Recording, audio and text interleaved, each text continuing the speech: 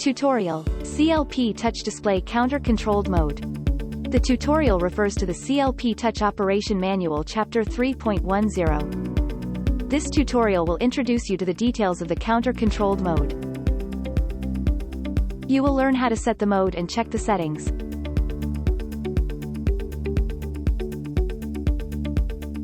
What is the counter-controlled mode? In counter-controlled mode, the pump operates with a set lubrication time. The pause time is based on external signals like machine contact.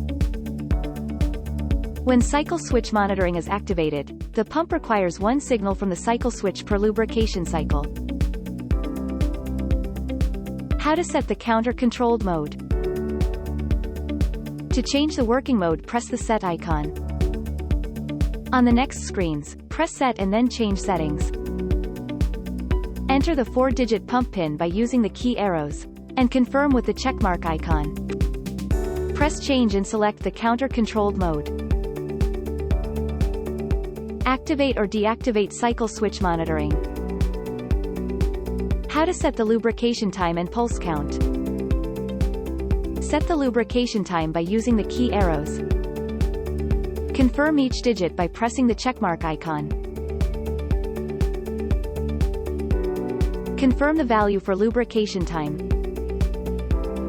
Set the pulse count by using the key arrows. Confirm each digit by pressing the checkmark icon. Confirm the pulse count with the checkmark icon. Confirm all values by pressing the checkmark icon.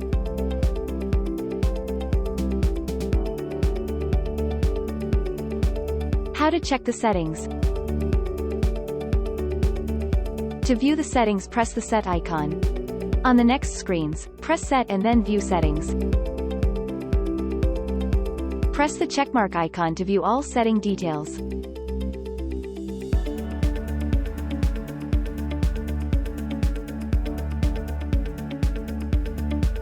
Read the CLP Touch Operation Manual for more information.